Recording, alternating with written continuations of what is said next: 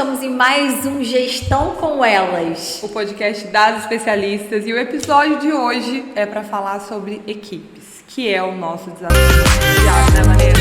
Eu acho que é um dos temas que a gente tem que esbarrar em problemas diferentes. Sim. Né? A cada dia a gente tem enfrentado um desafio diferente, com falta de comprometimento da equipe, o excesso de confiança que muitas das vezes a gente acaba depositando até por conta desse processo, né, Duda? Quando você encontra um profissional dedicado, um profissional bom, você acaba realmente trazendo ali uma confiança muito, muito forte.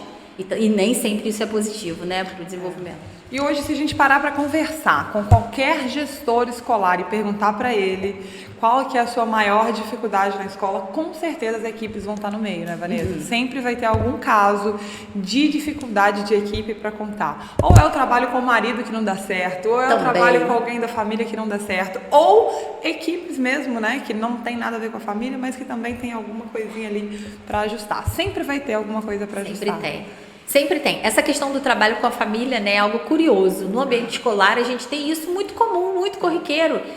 Eu mesma tenho essa realidade na minha escola. E eu lembro que quando comecei a trazer o meu marido para ajudar, porque o início começa como uma ajuda, né? Ele era de outra área totalmente diferente. Eu falava, não, preciso de ajuda na parte financeira, principalmente essa parte operacional, né, do dia a dia. E aí ele, vou começar ajudando. E de repente essa ajuda virou realmente mais uma profissão, né, mais um cargo.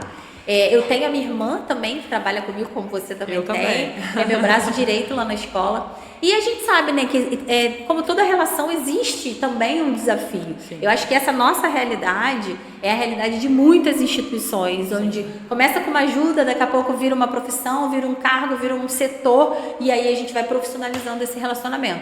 Mas que é desafiador, eu tenho um relacionamento excelente com a minha irmã, assim, já tinha antes dela vir para a escola, e a gente tenta cada vez mais nutrir esse relacionamento.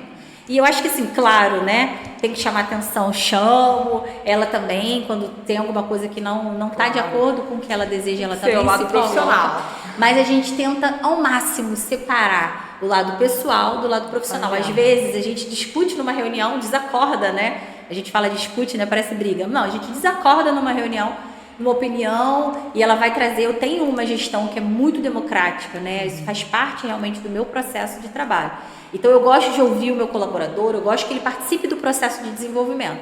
E aí às vezes isso acontece, mas a palavra final vai ser a palavra do gestor, né? Não tem para onde a gente correr, é a nossa palavra final. E às vezes eu tenho que dar minha palavra final.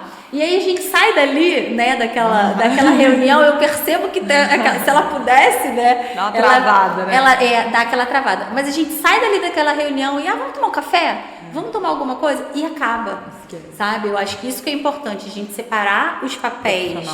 Né? Eu já recebi uma vez, Duda, o relato de uma gestora que eu lembrei que agora, no direct, um texto enorme no direct falando, eu tinha colocado uma foto minha com o Felipe na escola. E aí ela desabafou, que ela tava estragando o casamento dela. Por conta desse relacionamento profissional. Caramba! E aí eu fiquei a terapeuta, né? A terapeuta de casais. Fiquei ali conversando com ela muito para poder tentar entender, né? E transferir para ela como é que funciona pra gente. Eu hoje o Felipe já trabalha lá na escola, sei lá, eu acho que há uns 8 anos. Mas eu tô há 11 anos junto com ele. E assim, hoje a gente fala da escola de forma muito natural, em casa, fora de casa, na escola, fora da escola. Mas quando a gente vai falar de problema, né, de processo decisório, a gente precisa decidir alguma coisa, aí é lá na escola, sabe? Aí a gente joga pra lá. Porque senão a gente acaba trazendo esse ambiente de discussão, esse ambiente de desacordo também para nossa casa, para nossa família, né? Sim. E aí a gente tenta fazer dessa forma e funciona. Eu acho que esse trabalho com a família, ao mesmo tempo que é desafiador, porque existe um relacionamento afetivo muito forte, a gente tem também aquela frase que a gente escuta muito aí dos grandes players, né? Que é, habilidades são treináveis, caráter não, né? Então a gente acaba confiando muito, porque são da nossa família, igual você trabalha com a sua irmã, né? Eu trabalho com a minha irmã, dirige todo o nosso administrativo hoje. E assim, é muito diferente, né? Quando a gente consegue confiar plenamente. Eu falo hoje, ela cuida do financeiro, ela cuida do administrativo, eu falo, colocar isso na mão de outra pessoa é um desafio, né? É um desafio. Agora, as habilidades podem ser treinadas, né? O caráter, de fato, realmente não. E por isso que muitas vezes vale a pena a gente ter ali um profissional da família, tentar ajustar, né, esse relacionamento, tentar treinar, tentar ensinar, porque a gente tem essa garantia, né? Um pouco maior dessa questão do caráter, né? Que realmente é bem mais confiável, vamos falar assim. Não significa que os outros profissionais não sejam confiáveis, nada disso. Mas a gente sabe que pessoa que cresceu comigo, com você. É lógico, a família, né? É diferente, a família. Então eu acho que vai muito disso. Lá tem umas brigas de vez em quando, hein? Lá na escola tem hora que a gente vira a cara e aí... Mas passa, né? A gente sabe, briga de irmão rapidinho passa. Não, lá também. Tem horas que ela fala, você não falou isso. Eu falei, então pega aí no WhatsApp. Lá na escola acontece eu falei. E aí fica nesse conflito. Só que a gente vai passando o tempo, né? E a gente percebe que nessa balança vale muito mais a pena a gente desenhar acordos, né? Que eu acho que isso que às vezes falta em algumas instituições que trabalham e tem esse trabalho familiar. Desenhar os acordos, até onde realmente você pode ir, até onde realmente eu posso ir, até onde a gente vai avançar. Também, né, Vanessa, pro trabalho do próximo. Até onde a gente vai avançar. Não é porque é minha irmã, por exemplo, que eu não preciso valorizar, como eu valorizaria um colaborador que não fosse da minha família.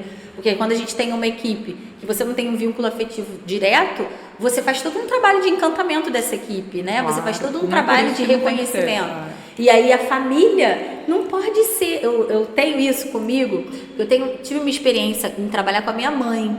Minha mãe trabalhava numa empresa de resseguros, era uma empresa de regular seguros de navios e tal. E aí naquela ocasião ela precisava reestruturar toda a parte administrativa da empresa. E aí eu fui fazer esse trabalho com ela, saí da empresa que eu estava, fui para lá e fiquei 1 ano certinho lá. E aí realmente consegui reestruturar toda a parte administrativa, foi muito bom, foi muito legal, mas... aprendi muito na dor com esse processo da separação do que é família e do que é o lado profissional. Eu, nessa ocasião, eu vinha de uma cultura, de uma empresa que eu ligava 100, disque 100, que a gente chamava assim, disque 100. E vinha, olha, meu computador não está funcionando, não. E vinha um técnico com um computador novo. E resolvi o problema. O que ia acontecer com o velho, eu não queria saber. Lá na empresa dela era uma realidade totalmente diferente, como é na escola hoje. Eu ia te perguntar, né? Pra quem que você liga na escola? Não, como é na escola hoje. Até hoje eu brinco e falo, ai gente, como eu queria um disque 100 aqui na escola. Mas não existe. Então, lá na realidade da escola dela, da empresa dela, que era uma empresa pequena, também uma empresa familiar, vinha com essa cultura já dos donos trabalharem com os filhos e tal, e aí eu entrei para dar esse suporte para minha mãe na área dela. Eu senti muito, porque a minha mãe não conseguia separar essa relação, ela enquanto líder, porque ela era minha chefe, ela não conseguia separar essa relação, e eu que era uma profissional já experiente naquela área que eu estava indo inserir, fazer as reestruturas, eu sofria muito, porque ela fazia de mim o exemplo para os outros. E aí cobra mais. E caramba! Olha, por mais que eu fizesse, eu estava sempre ali na expectativa de um reconhecimento, e dificilmente aparecia, porque ela tinha essa questão, essa cultura dentro do processo de liderança dela, de firmeza, de realmente a equipe inteira trabalhar dentro desse ritmo. Então, eu que era filha, ela entendia que não posso passar a mão na cabeça de jeito nenhum. Então, às vezes nem elogiar podia, né? Porque senão não elogiava, exato, não elogiava, não trazia, né, um incentivo. E pelo contrário, era cobrança em cima de cobrança. Eu me lembro, Duda, que eu chorei um dia. Eu trabalhava numa sala pequenininha, assim, eu e uma outra colega, ficamos amigas, e eu chorei nesse dia porque eu fui falar para ela, assim, eu fui tirar uma dúvida com ela, e ela falou assim, olha, liga para esse número aqui e descobre lá. Eu olhei para ela e falei, mas eu não tenho conhecimento técnico, porque aí já caía na área técnica de negócio de portos e tal. Aí eu falei, mas eu não tenho conhecimento. Não, mas você vai descobrir. Hoje eu sei o quanto foi bom esse desafio, eu muito novinha, né? Hoje eu sei como foi bom esse desafio do vai lá, encara. Mas eu tenho certeza que essa maneira de comunicar dela, essa maneira de liderar, só aconteceu porque eu era filha. Claro. Se fosse a minha colega, teria sido uma delegação de forma totalmente diferente.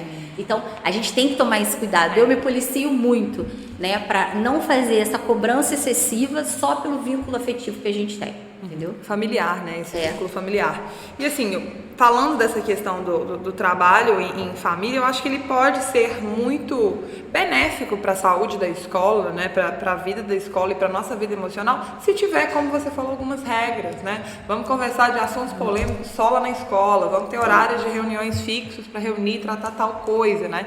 Ao invés de ficar sempre ali em casa, num churrasco de aniversário, jogar um problema de escola, e também não vai dar certo, né? Eu trabalho com a minha mãe e com a minha irmã, né? E a minha mãe sempre foi dona de escola. Desde que eu me reconheço por gente, eu estudei e formei no pré nas escolas da minha mãe. E eu tinha essa concepção de vida assim, de eu não quero trabalhar com a minha mãe, né? Eu quero trabalhar com a minha mãe.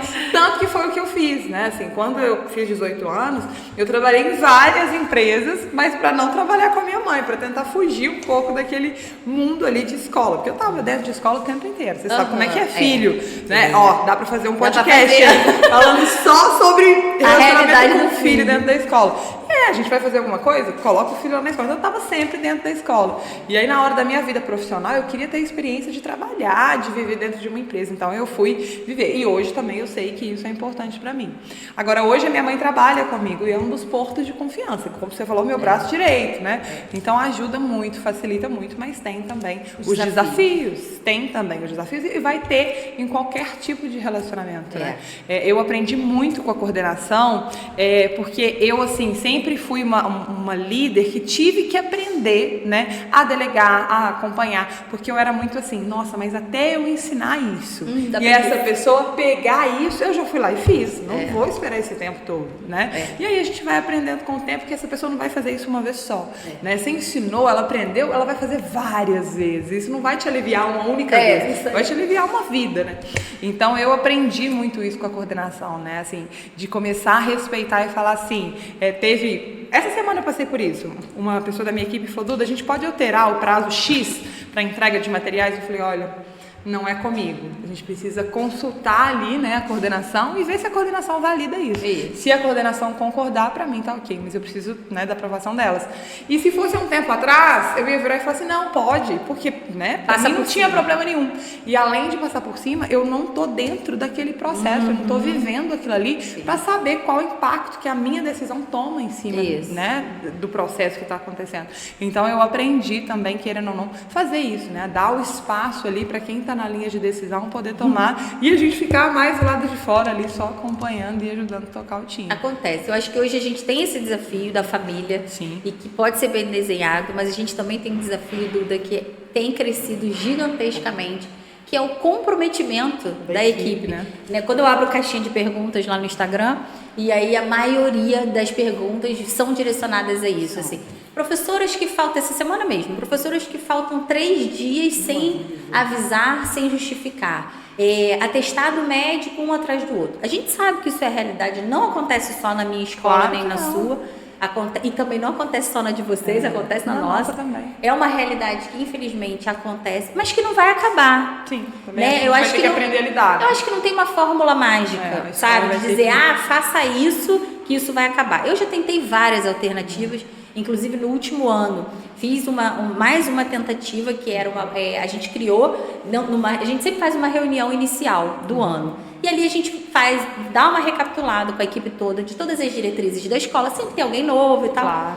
E faz os acordos daquele ano, alinha as expectativas. E aí nessa reunião do outro ano, que era para desenhar 2023, a gente desenhou uma bonificação.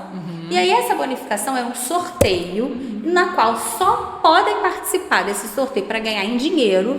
O valor do dinheiro, o valor que foi acordado foi sugestão da equipe. Tudo foi envolvido com a participação da equipe. Os critérios que seriam adotados, o principal critério não pode ter falta justificada ou não justificada. Ou seja, se você apresentou atestado médico, você não participa desse sorteio. Sim. Que é algo a mais, é um bônus que a escola está oferecendo para incentivar realmente o compromisso do colaborador. Né? E aí a gente fez o ano todo, desenhamos no início, funcionou muito bem. Depois a gente começou a perceber que quem participava daquele sorteio são basicamente as mesmas pessoas. Porque já tinham nela essa raiz do compromisso. Já tinham nela a raiz desse compromisso. Então, assim, nesse momento agora, eu vindo até pra cá com o Felipe, a gente veio conversando e discutindo sobre uma nova possibilidade, um novo desenho pro ano que vem. Eu tenho várias ideias de como a gente vai fazer, Mas são justamente esses dois problemas, é o compromisso do colaborador em estar, e eu acho que também, talvez a facilidade, né, que o mercado se movimenta das escolas, né? Você hoje sai daqui, amanhã você está em outra escola. Você, principalmente... Não tem uma comunicação, né, Vanessa? Exatamente, uma pesquisa, um respeito. Agora, até que na minha região, eu tenho percebido um movimento muito diferente. Na minha também tem crescido a gente, isso. Acho que da pandemia para cá, a gente agora vai até marcar um encontro presencial para os diretores se conhecerem. Então, eu acho que falta muito também o gestor. Lembra que a gente falou no episódio passado sobre a herança do papel desse gestor que a gente acaba deixando? Coisas que são negativas, mas que são culpas nossas. Claro, e essa talvez seja mais uma. Né? A gente, quando vai fazer um processo seletivo, contrata na indicação só. Não tem um processo prévio, não faz uma pesquisa porque você já está com a urgência, precisa colocar para ontem a pessoa. Então não vou perguntar a Eduarda se realmente aquela funcionária funcionava na escola dela. Então a gente acaba queimando muitas etapas pelo processo de urgência que a gente acaba adotando. E isso eu acho que é muito negativo. E é responsabilidade nossa acabar com esse ciclo. Esse respeito e a colaboração entre a concorrência pode contribuir com a diminuição dessa falta de comprometimento, porque elas já sabem que ela sai da minha escola hoje, amanhã ela está na sua, e essa rotatividade acontece. Então eu criei esse projeto, né, que era essa bonificação, funcionou durante um tempo, depois não funcionou mais, porque a gente percebia que um mês aquele colaborador que falta 3 meses ele bota testado todos os meses. Aí um mês ele não botava testado e aí ainda calhava de ser sorteado. Então, você vê. Né, acabava não sendo tão justo. Então a gente tem desenhado um novo programa de bonificação para apresentar para o ano que vem, para acabar com esse que já não está funcionando. Então acho que assim, fórmula mágica a gente não tem, né? A gente tem sorte também de fazer o processo seletivo de forma adequada, usando técnica para isso. Mas a gente também tem a sorte da coisa funcionar e você tá com um grupo bom. Daqui a pouco aquele grupo bom começa um sai, aí vem um outro novo. E a gente tem que estar o tempo todo realmente, incansavelmente, fazendo esse papel de desenvolver. Eu penso assim, que a pandemia, ela modificou as pessoas geneticamente. Então, nós somos pessoas modificadas pós-pandemia. E as equipes estão mais modificadas, né? As pessoas, elas perderam aquele compromisso que se tinha, né? A gente tem sofrido muito com isso e essa realmente é a maior queixa dos donos de escola hoje. E a gente sabe que é verdade porque a gente vive, né? Então, assim, problemas de contratação, de falta de atestado, não é só aí. Aqui também funciona e acontece. Eu precisei me preparar mentalmente e emocionalmente para isso, porque eu às vezes ficava tão chateada com a pessoa, né, porque assim, às vezes eu já tive casos de testado em festa junina, né, que a pessoa tinha um papel importantíssimo naquele momento ali, onde a gente precisa de todo mundo da equipe, e a pessoa dá um atestado, e eu ficava e a gente sabe, né, até que nem é verdade, né? Mas assim, nesse caso, a minha cabeça já treinava para falar, tá querendo sacanear a escola, sabe? Não é uma coisa assim, de será que é verdade ou não, eu já tinha isso enraizado, porque era uma coisa que me incomodava e tudo mais. Então eu fui começar a entender que é do outro mesmo, né? E aí a gente não pode ser responsável pela atitude do outro. A gente tem que se educar emocionalmente para que a gente seja responsável pelas nossas ações, né?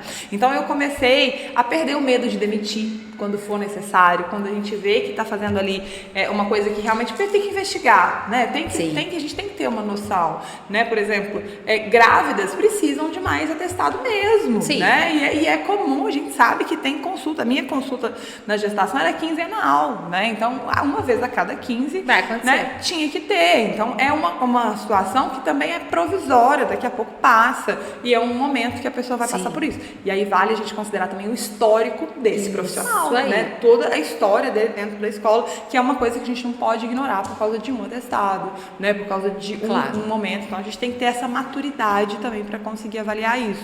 Mas eu precisei entender, né, que assim, o que o outro faz é responsabilidade dele. Mas o que eu vou fazer com, né, o resultado, com a situação, aí é a minha opção, né? Então a gente começa a parar, perder o medo de mandar embora se for preciso, de demitir se for preciso. De aplicar uma advertência de por aplicar escrito. uma advertência, né? Se a pessoa, por exemplo, a pessoa tem que dar satisfação, não pode sumir 3 dias e pronto e acabou. Tá, não é assim que funciona, né? Então a gente começa a parar de perder o medo também, entendendo qual que é o melhor caminho pra gente seguir. Então tem que parar para pensar nisso. Tem que ter a humanização de entender a equipe, de compreender, né? De olhar pelo lado do outro. Tem, concordo, mas também não tem que ser bobo, né? Também não tem que prejudicar a escola. E hoje eu falo muito isso, sabe? A gente tem que ter essa maturidade de entender que algumas atitudes que nós gestores aceitamos não prejudicam a gente, prejudicam a instituição, o resultado, prejudicam a escola, a equipe, os alunos, as famílias. Então a gente tem que entender que é maior do que só machucar a diretora, né? Assim, envolve uma série de fatores que a gente tem que parar para pensar. Então, hoje, com a experiência que eu tenho de 11 anos de escola e com essa bagagem que a gente vem tendo, né, dentro das escolas, eu começo a reparar que muito é por causa dessa triagem, é por causa da falta de um processo, né, seletivo bem estruturado.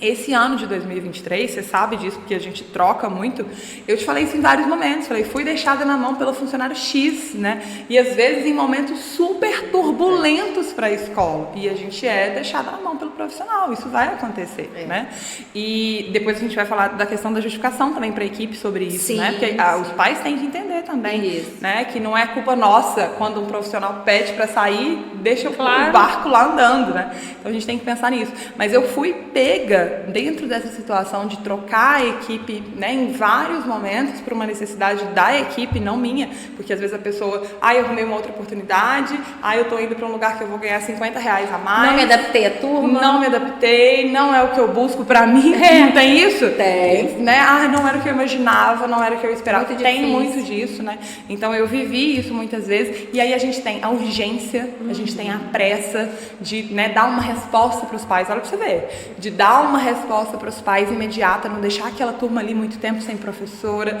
né? A gente quer logo, porque muitas vezes é a coordenação que acaba indo para a sala de aula para suprir essa demanda, geralmente e aí é assim que acontece, não é? Tira de um lado e tira de um, encobre o outro, e aí a gente quer resolver isso rápido, não deixar a coordenação passando por isso, e a gente acaba ignorando etapas importantes da contratação, né? E aí a gente, hoje, mais do que nunca, a gente precisa tentar, né, filtrar os valores que são compatíveis com os valores da nossa escola, né? A gente precisa tentar entender quais são esses valores. A gente precisa, de fato, fazer um processo seletivo que funcione, né? Hoje, essa época de final de ano, a gente recebe nos grupos assim, gente, que loucura que tá esses relatórios, tô tendo muita dificuldade, não sei o que. A gente vê isso muito. Sim. A minha coordenação reclamando que tá difícil e tudo, mas na hora que a gente vai contratar, a gente não faz um teste escrito, né? A gente não faz uma comunicação. Pede lá para a pessoa fazer um modelo de comunicação, pede para executar uma aula, trazer um planejamento, para a gente entender de fato como funciona. Então, existem etapas que não dá pra gente queimar mais, né, não Duda? Dá. Eu vejo a dificuldade do gestor também de imaginar que um processo seletivo ele vai precisar contratar até uma empresa terceirizada para fazer. Não é. E não é por aí. Nós que temos uma instituição pequena, são pequenas etapas. Sim. É olhar de fato para uma entrevista. O que você vai direcionar naquela entrevista? Eu, por exemplo, tenho algumas etapas lá na escola, mas ainda assim existem contratações que a gente queima etapas pela questão da urgência. Sim. E é péssimo. E a gente paga a conta lá na frente. Paga lá na frente. Toda vez que isso acontece é péssimo. Então o que normalmente a gente faz lá na escola? A gente cria banco de dados. A gente abre o processo seletivo, com essas pequenas etapas, porque eu vou dizer a você, eu já mentorei escolas que tem tantos processos, são tantas etapas, tantos passos para se fazer um processo seletivo de um professor, que eu duvido que aquela escola realmente tenha efetivamente aplicado aquilo pelo menos mais de uma vez. Sim. Ela vai aplicar primeiro e nunca mais vai aplicar. Então tem que simplificar. Né? Lá na escola a gente ser burocrático, né? Pode. A gente tem um processo que é a entrevista inicial. Muitas das vezes essa entrevista inicial a gente faz online mesmo. Eu também. Porque a gente já queima etapa. Com a pandemia. Claro. Também. Já faz ali online mesmo. Por quê? Dentro daquele processo de uma única conversa, o que a gente quer absorver dali? O que a gente quer saber daquela pessoa? Personalidade.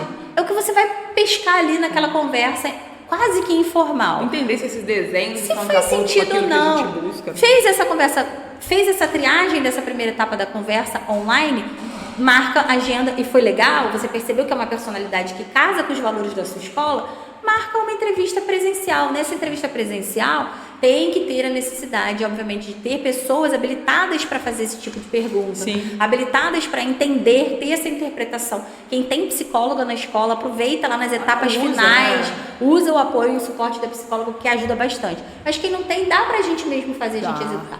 Então, tem essa entrevista presencial, passou dessa etapa, naquele mesmo dia ela já vai fazer uma redação.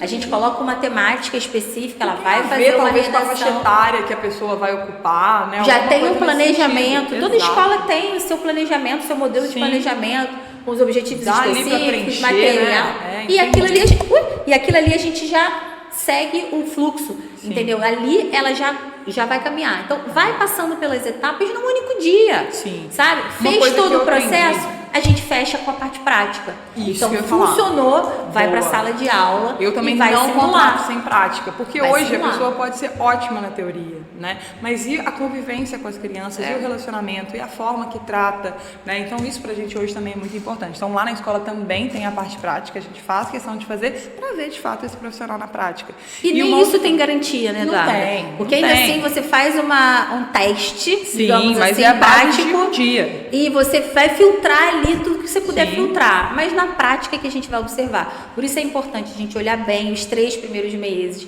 Porque na entrevista não adianta fazer aquela pergunta: você gosta de crianças? Todo mundo ama. Todo mundo ama. Quem não gosta? Adoro crianças. Verdade. Aí vai, coloca numa turma pequena. Então tem essa questão também da adequação do perfil com a faixa etária que está sendo proposta, né, pela vaga. Então são muitos os fatores. Então a gente já entendeu lá na escola que não adianta a gente criar um processo seletivo só para aquela vaga que está aberta naquele momento. É necessário que a gente crie um banco de dados. Eu também aprendi isso. E aí a gente abre esse processo sinalizando para o candidato: olha, a gente está abrindo, não temos ainda vaga, data para vaga, mas é para um banco de dados.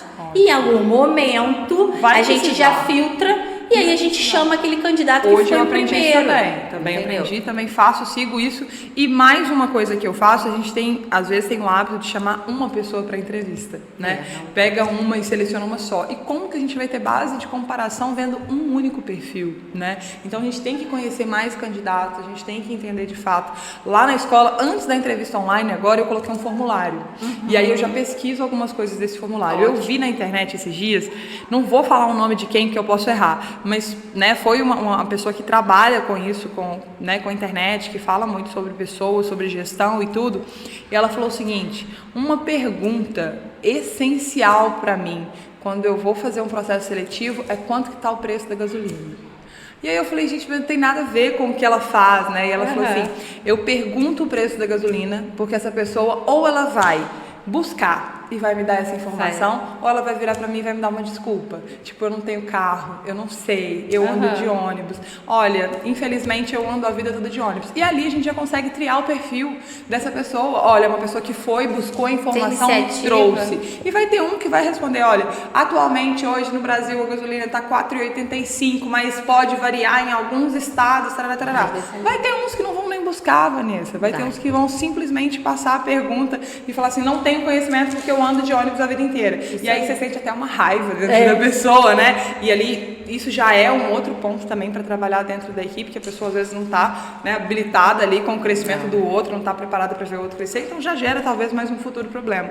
Então existem algumas perguntas estratégicas também que a gente tem que trazer, e a gente tem que conhecer um pouco de tudo, né? O gestor, ele tem que conhecer um pouco de tudo, não precisa ser um processo totalmente burocrático, precisa ser um processo que funcione para dentro da escola de acordo com a realidade que você atua, mas também não dá para contratar só porque a Vanessa me indicou e é uma pessoa legal. Isso aí, e que já trabalhou na escola tal. Trabalhou na escola tal já é quase um pré-requisito para você poder contratar. Não é bem assim. Às vezes a escola não tem nem a ver com a mesma Não precisa proposta. de uma estrutura, de um RH para fazer dinâmica em grupo. Seria ótimo se todas as escolas pudessem sustentar esse tipo de processo seletivo, fazer um processo longo e tal, mas não é a realidade da maioria. Não é assim. Então, assim, dentro da minha realidade, nunca passamos por esse tipo de processo. Eu já fiz e não deu certo, hein?